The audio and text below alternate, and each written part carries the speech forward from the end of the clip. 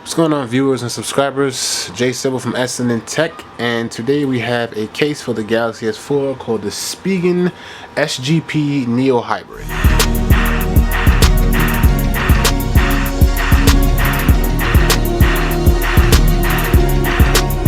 Okay, cool. Now, first things first, when you open the case out of the box, first thing you notice, you come with a little manual booklet here. This is just to show off the Spigen products and stuff like that, where, you know, their snap cases and their book bags and their other armor lines and stuff like that.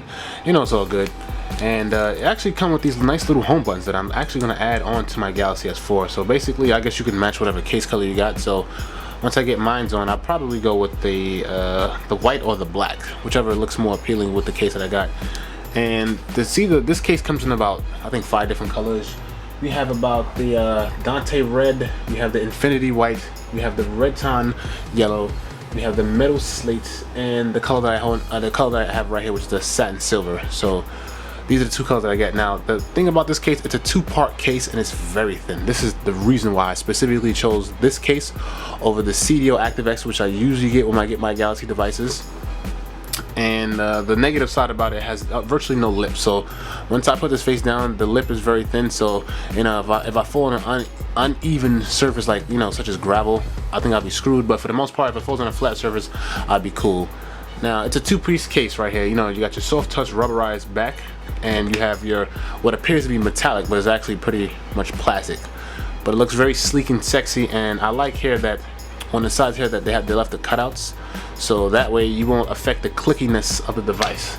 I hate TPU cases for my Galaxy S4 where they're really cheap, tight, and they grip around the case really thin to keep it nice and thin, you know, adding any bulk to the case. But I hate that when they're really tough, you gotta really push really hard to pretty much hit your home button and your volume rockers. It's just an uncomfortable feel to me. And with these cut out, it leaves rooms for these extenders right here.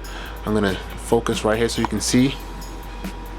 As you can see right here, these are the button extenders, so you won't lose any clickiness in the buttons and your power button and in your volume rocker.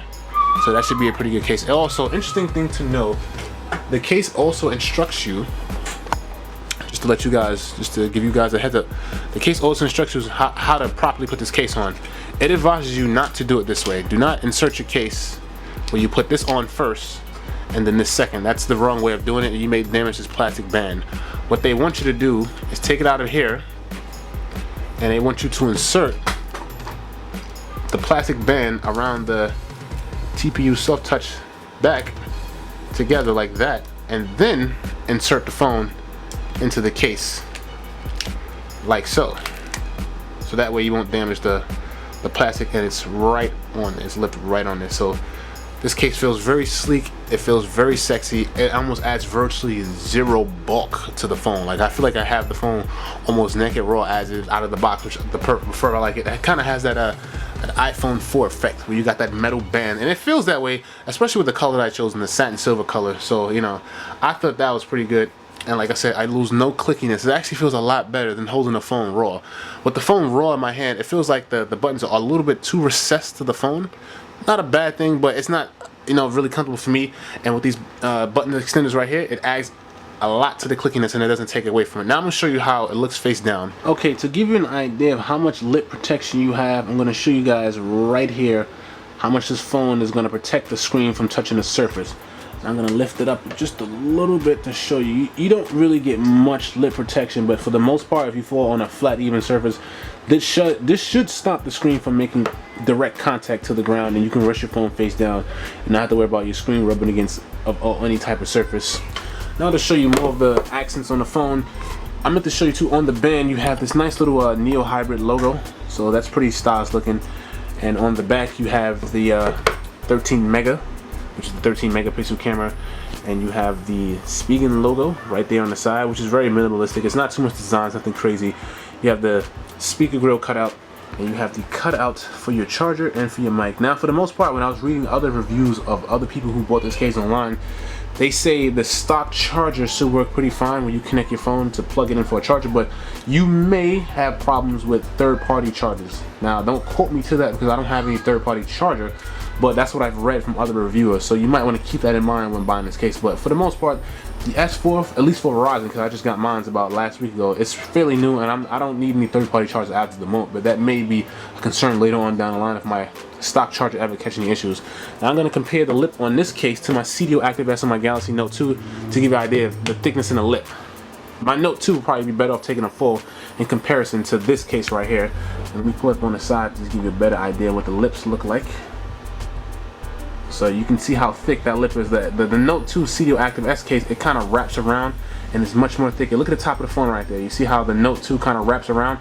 So if I do hit an uneven surface, this is more likely to protect the phone from hitting a flat surface. But since this phone is a lot bigger anyway, I prefer the thicker lip of the Note 2 than this one. This phone is basically 5 inches, and I'd rather the sleeker sexiness because I like the one-hand ability I get with the 5-inch screen.